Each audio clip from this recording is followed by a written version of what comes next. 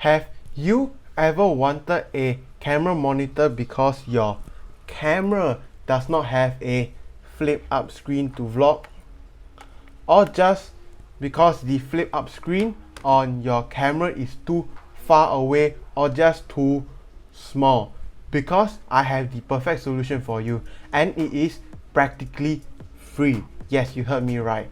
It is free, and that is to use your existing smartphone that you already have in your pocket or an old one just like this as a camera monitor for your camera. And spoilers, this setup right here works really well. What's up, TJ here with Technological Gadgets, bringing you the best in tech and making it work for you. On this channel, we more often than not do tech gear reviews, but occasionally we do tech tips like that to help you make the best use of the tech you already own. And if that sounds interesting to you, make sure you drop a like and don't forget to subscribe for more awesome tech content just like this. A quick disclaimer, I would like to mention that I'm using a Sony camera right here, more specifically from Sony's Alpha line and the Sony a6500. Also make sure that the Sony camera that you are using supports Wi-Fi and app compatibility with the Sony Imaging Edge mobile app.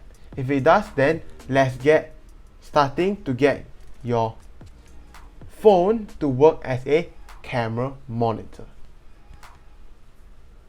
Firstly, what you want to do is to go into your App Store for Apple or Play Store for Android devices and search out Imaging Edge Mobile Sony app, as you can see right here. And of course, make sure you download it. If not, you can just update it like I do if you have an older version of it. Once it's done, make sure you open this up and tap connect to with a new camera. Under this, scan, I'll do the scan QR code because I found this to be the most reliable one, so that's what I'm going to be choosing. And position the QR code in the middle of the screen so that the QR code is in focus. And we are going to move this to the side. And now onto the camera itself. Okay, take the camera that you want to use this as a camera monitor for, and make sure you turn it on and click menu, go to application list, smart remote embedded, and wait for it, and you should see the QR code pop up. So after you're done with that, make sure you just scan the QR code. So after you have scanned the QR code, you should see something like this, and make sure you connect to your camera, give it a moment and start remote operation. Click OK, and there you should go, a live feed. And what is nice about this app is that you can also view it in landscape as well, and you can change stuff like the exposure from here, the zoom if you have a zoom lens, as well as the shooting mode. And in the menu you have various settings as well.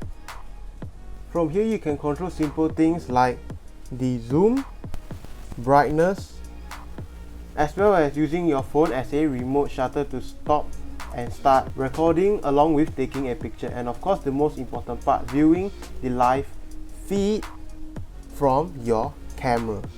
This is great, especially if you own a Sony camera like my a6500 that does not have a flip up or flip out screen that allows you to view yourself. Or if your flip up or flip out screen Sony camera screen is too small, especially if you sit pretty far from your camera. And since this is wireless, you can place your phone close to you while having the camera being further away from you without getting any wires in the way. Aside from that, if you want to use your phone as a camera monitor to monitor yourself when you are vlogging, you can pick up something like this, a smartphone holder with a 1/4" thread at the bottom for about a few dollars, and this 1/4" thread to cold shoe mount as well. So what you want to do is you want to just screw this adapter on.